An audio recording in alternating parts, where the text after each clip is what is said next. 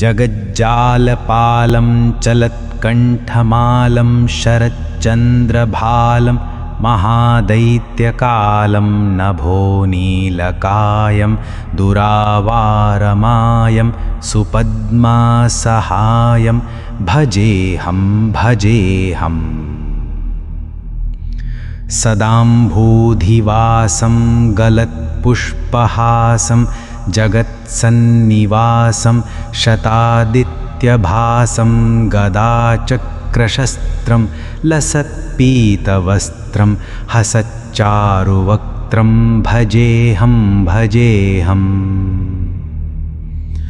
रमाकण्ठहारं श्रुतिव्रातसारं जलान्तर्विहारं धराभारहारम् चिदानन्दरूपं मनोज्ञस्वरूपं धृतानेकरूपं भजेऽहं भजेऽहम्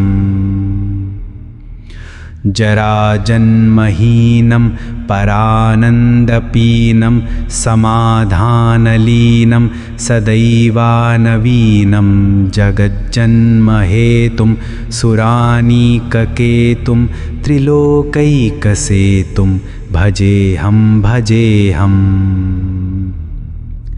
कृताम्नायगानं खगाधीशयानं विमुक्तेर्निदानं हरारातिमानं स्वभक्तानुकूलं जगद्वृक्षमूलं निरस्तार्तशूलं भजेऽहं भजेऽहम्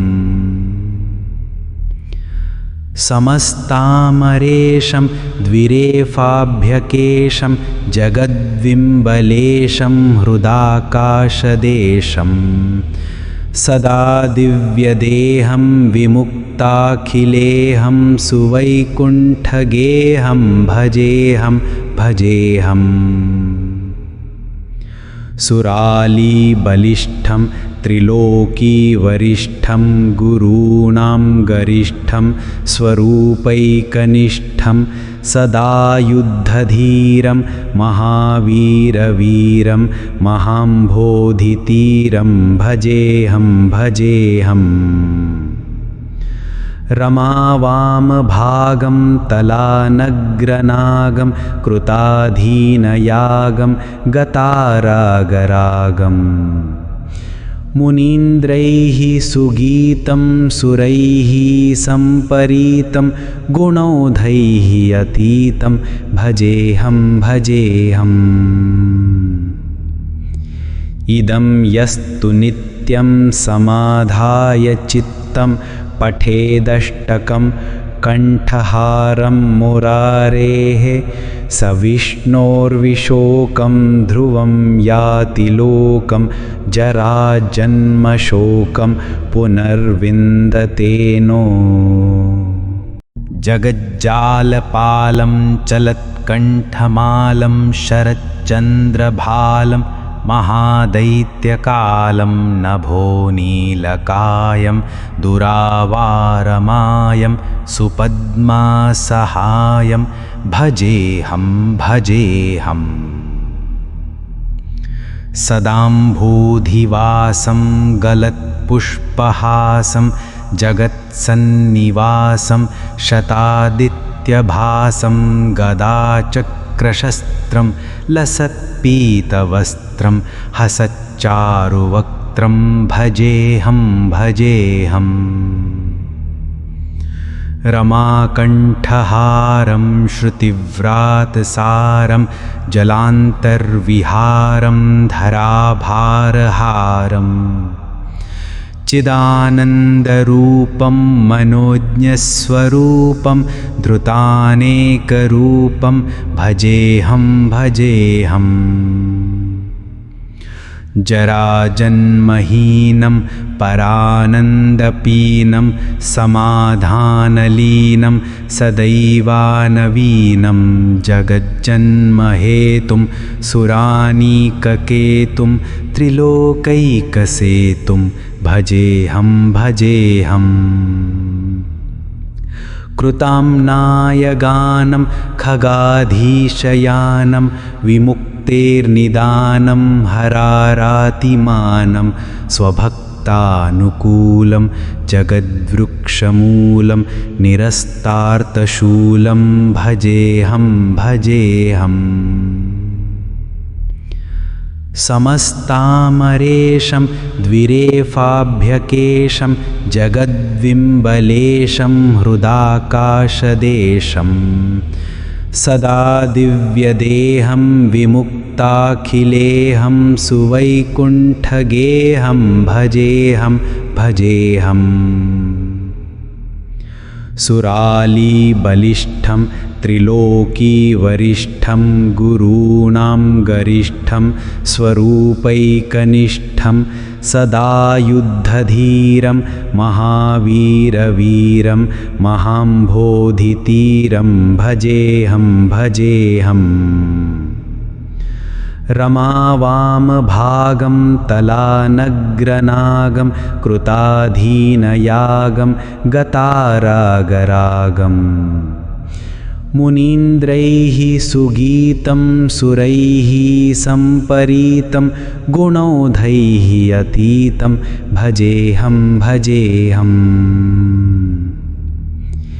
इदं यस्तु नित्यं समाधाय चित्तं पठेदष्टकं कण्ठहारं मुरारेः स विष्णोर्विशोकं ध्रुवं याति लोकं जराजन्मशोकं पुनर्विन्दते नो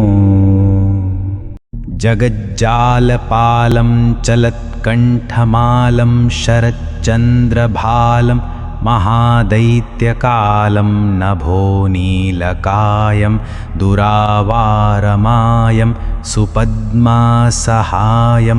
भजेऽहं भजेऽहम् सदाम्भूधिवासं गलत्पुष्पहासं जगत्सन्निवासं शतादित्यभासं गदाचक्रशस्त्रं लसत्पीतवस्त्रं हसच्चारुवक्त्रं भजेऽहं भजेऽहम् रमाकण्ठहारं श्रुतिव्रातसारं जलान्तर्विहारं धराभारहारम् चिदानन्दरूपं मनोज्ञस्वरूपं धृतानेकरूपं भजेऽहं भजेऽहम् जराजन्महीनं परानन्दपीनं समाधानलीनं सदैवानवीनं जगज्जन्महेतुं सुरानीककेतुं त्रिलोकैकसेतुं भजेऽहं भजेऽहम् कृताम्नायगानं खगाधीशयानं विमुक्तेर्निदानं हरारातिमानं स्वभक्तानुकूलं जगद्वृक्षमूलं निरस्तार्तशूलं भजेऽहं भजेऽहम्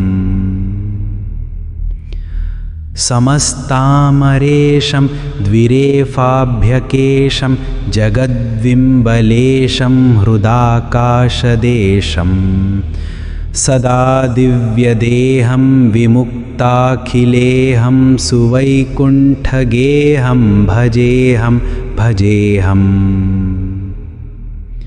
सुरालीबलिष्ठं त्रिलोकीवरिष्ठं गुरूणां गरिष्ठं स्वरूपैकनिष्ठं सदा युद्धधीरं महावीरवीरं महाम्भोधितीरं भजेऽहं भजेऽहम्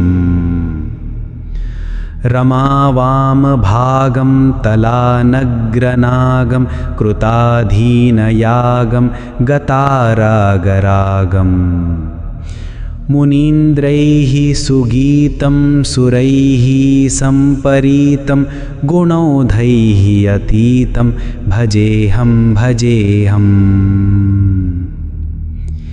इदं यस्तु नित्यं समाधाय चित्तं पठेदष्टकं कण्ठहारं मुरारेः सविष्णोर्विशोकं ध्रुवं याति लोकं जराजन्मशोकं पुनर्विन्दते नो। जगज्जालपालं चलत्कण्ठमालं शरच्चन्द्रभालं महादैत्यकालं नभोनीलकायं दुरावारमायं सुपद्मासहायं भजेऽहं भजेऽहम्। सदाम्भूधिवासं गलत्पुष्पहासं जगत्सन्निवासं शतादित्यभासं गदाचक्रशस्त्रं लसत्पीतवस्त्रं हसच्चारुवक्त्रं भजेऽहं भजेऽहम्। रमाकण्ठहारं श्रुतिव्रातसारं जलान्तर्विहारं धराभारहारम् चिदानन्दरूपं मनोज्ञस्वरूपं धृतानेकरूपं भजेऽहं भजेऽहम्। जराजन्महीनं परानन्दपीनं समाधानलीनं सदैवानवीनं जगज्जन्महेतुं सुरानीककेतुं त्रिलोकैकसेतुं भजेऽहं भजेऽहम्। कृताम्नायगानं खगाधीशयानं विमुक्तेर्निदानं हरारातिमानं स्वभक्तानुकूलं जगद्वृक्षमूलं निरस्तार्तशूलं भजेऽहं भजेऽहम्। समस्तामरेशं द्विरेफाभ्यकेशं जगद्विम्बलेशं हृदाकाशदेशं सदा दिव्यदेहं विमुक्ताखिलेहं सुवैकुण्ठगेहं भजेऽहं भजेऽहम्। सुरालीबलिष्ठं त्रिलोकीवरिष्ठं गुरूणां गरिष्ठं स्वरूपैकनिष्ठं सदा युद्धधीरं महावीरवीरं महाम्भोधितीरं भजेऽहं भजेऽहम्। रमावामभागं तलानग्रनागं कृताधीनयागं गतारागरागम् मुनीन्द्रैः सुगीतं सुरैः सम्परीतं गुणौघैः अतीतं भजेऽहं भजेऽहम्। इदं यस्तु नित्यं समाधाय चित्तं पठेदष्टकं कण्ठहारं मुरारेः सविष्णोर्विशोकं ध्रुवं याति लोकं जराजन्मशोकं पुनर्विन्दते नो। जगज्जालपालं चलत्कण्ठमालं शरच्चन्द्रभालं महादैत्यकालं नभोनीलकायं दुरावारमायं सुपद्मासहायं भजेऽहं भजेऽहम्। सदाम्भूधिवासं गलत्पुष्पहासं जगत्सन्निवासं शतादित्यभासं गदाचक्रशस्त्रं लसत्पीतवस्त्रं हसच्चारुवक्त्रं भजेऽहं भजेऽहम्। रमाकण्ठहारं श्रुतिव्रातसारं जलान्तर्विहारं धराभारहारम् चिदानन्दरूपं मनोज्ञस्वरूपं धृतानेकरूपं भजेऽहं भजेऽहम्। जराजन्महीनं परानन्दपीनं समाधानलीनं सदैवानवीनं जगज्जन्महेतुं सुरानीककेतुं त्रिलोकैकसेतुं भजेऽहं भजेऽहम्। कृताम्नायगानं खगाधीशयानं विमुक्तेर्निदानं हरारातिमानं स्वभक्तानुकूलं जगद्वृक्षमूलं निरस्तार्तशूलं भजेऽहं भजेऽहम्। समस्तामरेशं द्विरेफाभ्यकेशं जगद्विम्बलेशं हृदाकाशदेशं सदा दिव्यदेहं विमुक्ताखिलेऽहं सुवैकुण्ठगेहं भजेऽहं भजेऽहम्।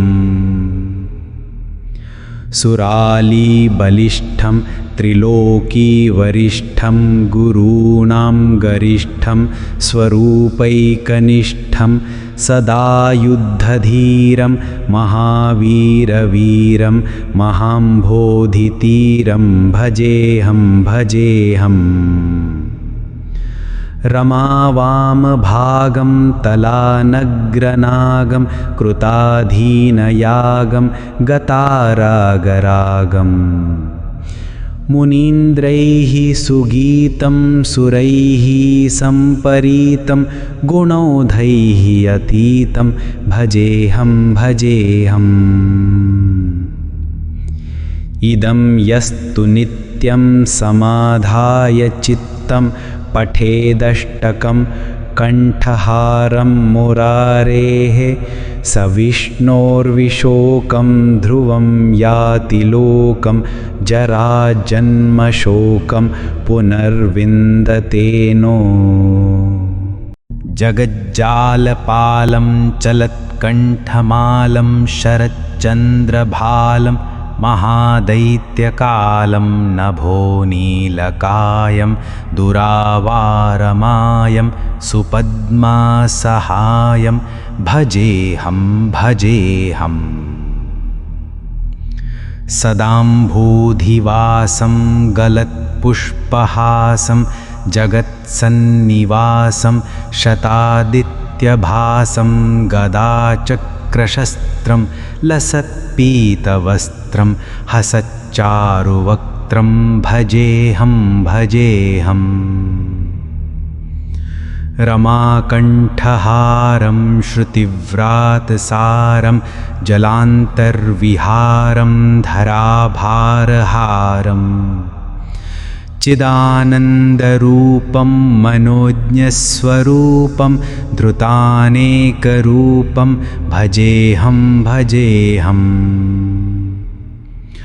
जराजन्महीनं परानन्दपीनं समाधानलीनं सदैवानवीनं जगज्जन्महेतुं सुरानीककेतुं त्रिलोकैकसेतुं भजेऽहं भजेऽहम्। कृताम्नायगानं खगाधीशयानं विमुक्तेर्निदानं हरारातिमानं स्वभक्तानुकूलं जगद्वृक्षमूलं निरस्तार्तशूलं भजेऽहं भजेऽहम्।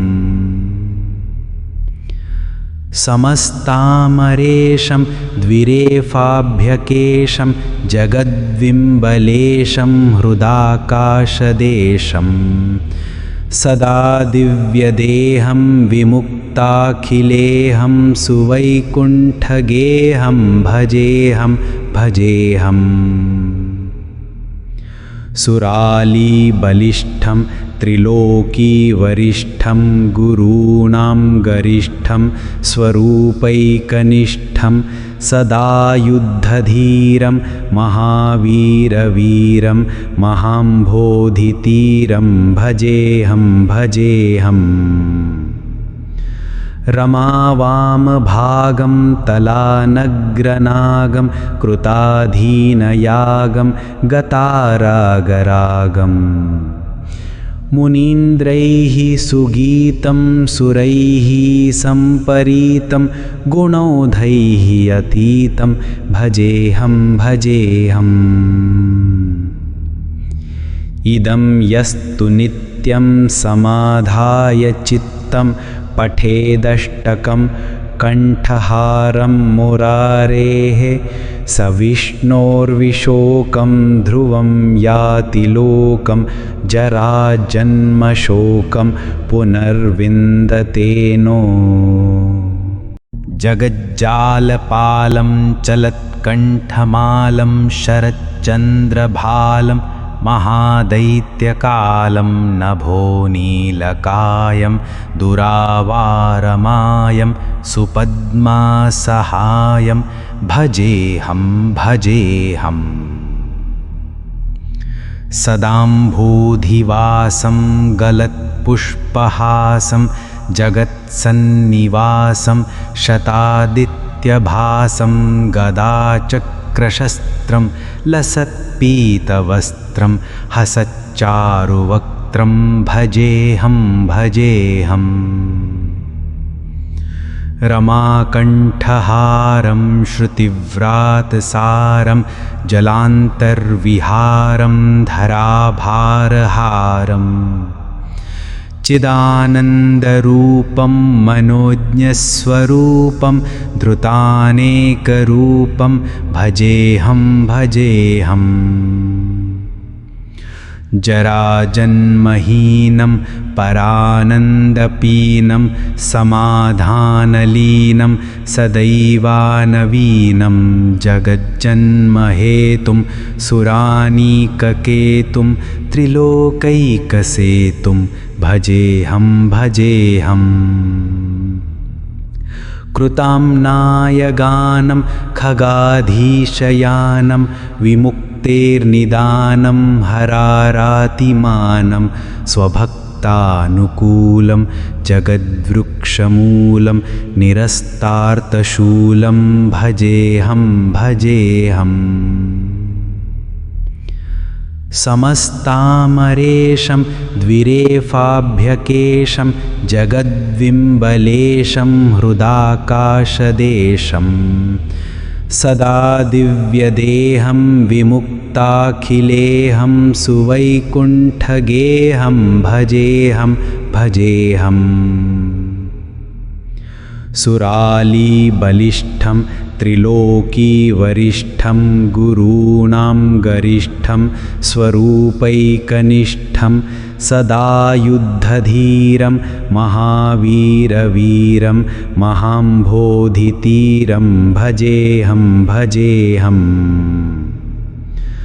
रमावामभागं तलानग्रनागं कृताधीनयागं गतारागरागम् मुनीन्द्रैः सुगीतं सुरैः सम्परीतं गुणौघैः अतीतं भजेऽहं भजेऽहम्।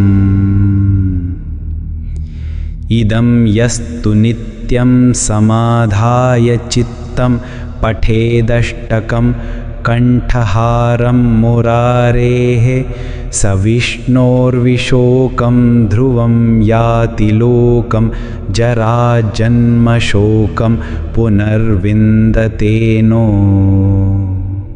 जगज्जालपालं चलत्कण्ठमालं शरच्चन्द्रभालं महादैत्यकालं नभोनीलकायं दुरावारमायं सुपद्मासहायं भजेऽहं भजेऽहम्।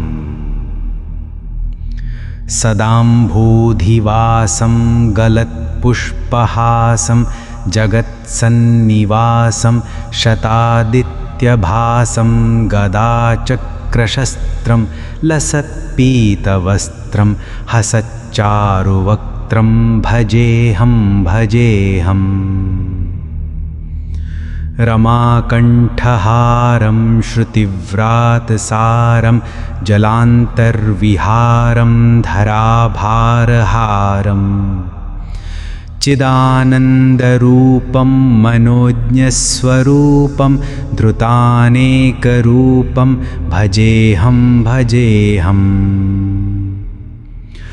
जराजन्महीनं परानन्दपीनं समाधानलीनं सदैवानवीनं जगज्जन्महेतुं सुरानीककेतुं त्रिलोकैकसेतुं भजेऽहं भजेऽहम् कृताम्नायगानं खगाधीशयानं विमुक्तेर्निदानं हरारातिमानं स्वभक्तानुकूलं जगद्वृक्षमूलं निरस्तार्तशूलं भजेऽहं भजेऽहम् समस्तामरेशं द्विरेफाभ्यकेशं जगद्विम्बलेशं हृदाकाशदेशं सदा दिव्यदेहं विमुक्ताखिलेहं सुवैकुण्ठगेहं भजेऽहं भजेऽहम् सुरालीबलिष्ठं त्रिलोकीवरिष्ठं गुरूणां गरिष्ठं स्वरूपैकनिष्ठं सदा युद्धधीरं महावीरवीरं महाम्भोधितीरं भजेऽहं भजेऽहम् रमावामभागं तलानग्रनागं कृताधीनयागं गतारागरागम् मुनीन्द्रैः सुगीतं सुरैः सम्परीतं गुणौधैः अतीतं भजेऽहं भजेऽहम् इदं यस्तु नित्यं समाधाय चित्तं पठेदष्टकं कण्ठहारं मुरारेः स विष्णोर्विशोकं ध्रुवं याति लोकं जराजन्मशोकं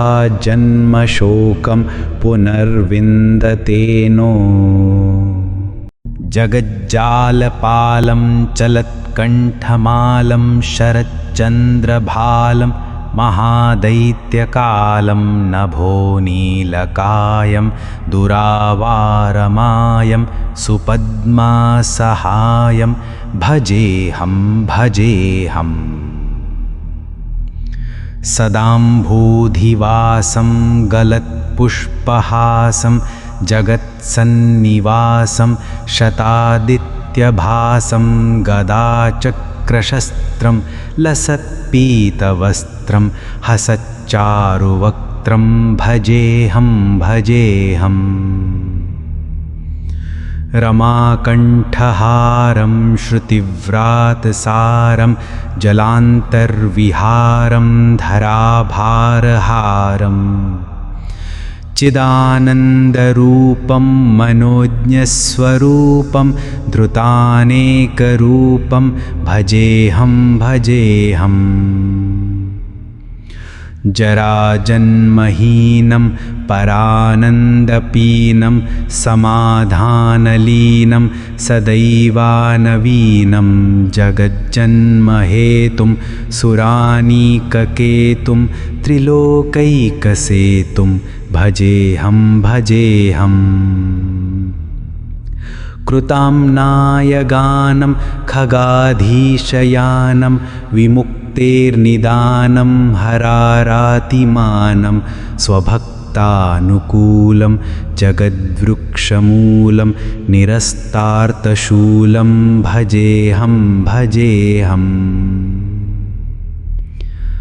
समस्तामरेशं द्विरेफाभ्यकेशं जगद्विम्बलेशं हृदाकाशदेशं सदा दिव्यदेहं विमुक्ताखिलेहं सुवैकुण्ठगेहं भजेऽहं भजेऽहम् सुरालीबलिष्ठं त्रिलोकीवरिष्ठं गुरूणां गरिष्ठं स्वरूपैकनिष्ठं सदायुद्धधीरं महावीरवीरं महाम्भोधितीरं भजेऽहं भजेऽहम् रमावामभागं तलानग्रनागं कृताधीनयागं गतारागरागम् मुनीन्द्रैः सुगीतं सुरैः सम्परीतं गुणौधैः अतीतं भजेऽहं भजेऽहम् इदं यस्तु नित्यं समाधाय चित्तं पठेदष्टकं कण्ठहारं मुरारेः स विष्णोर्विशोकं ध्रुवं याति लोकं जराजन्मशोकं पुनर्विन्दतेनो जगज्जालपालं चलत्कण्ठमालं शरच्चन्द्रभालं महादैत्यकालं नभोनीलकायं दुरावारमायं सुपद्मासहायं भजेऽहं भजेऽहम् सदाम्भूधिवासं गलत्पुष्पहासं जगत्सन्निवासं शतादित्यभासं गदाचक्रशस्त्रं लसत्पीतवस्त्रं हसच्चारुवक्त्रं भजेऽहं भजेऽहम् रमाकण्ठहारं श्रुतिव्रातसारं जलान्तर्विहारं धराभारहारम् चिदानन्दरूपं मनोज्ञस्वरूपं धृतानेकरूपं भजेऽहं भजेऽहम् जराजन्महीनं परानन्दपीनं समाधानलीनं सदैवानवीनं जगज्जन्महेतुं सुरानीककेतुं त्रिलोकैकसेतुं भजेऽहं भजेऽहम् कृताम्नायगानं खगाधीशयानं विमुक्तेर्निदानं हरारातिमानं स्वभक्तानुकूलं जगद्वृक्षमूलं निरस्तार्तशूलं भजेऽहं भजेऽहम् समस्तामरेशं द्विरेफाभ्यकेशं जगद्विम्बलेशं हृदाकाशदेशं सदा दिव्यदेहं विमुक्ताखिलेऽहं सुवैकुण्ठगेहं भजेऽहं भजेऽहम् सुरालीबलिष्ठं त्रिलोकीवरिष्ठं गुरूणां गरिष्ठं स्वरूपैकनिष्ठं सदायुद्धधीरं महावीरवीरं महाम्भोधितीरं भजेऽहं भजेऽहम् रमावामभागं तलानग्रनागं कृताधीनयागं गतारागरागम् मुनीन्द्रैः सुगीतं सुरैः सम्परीतं गुणौधैः अतीतं भजेऽहं भजेऽहम् इदं यस्तु नित्यं समाधाय चित्तं पठेदष्टकं कण्ठहारं मुरारेः स विष्णोर्विशोकं ध्रुवं याति लोकं जराजन्मशोकं पुनर्विन्दतेनो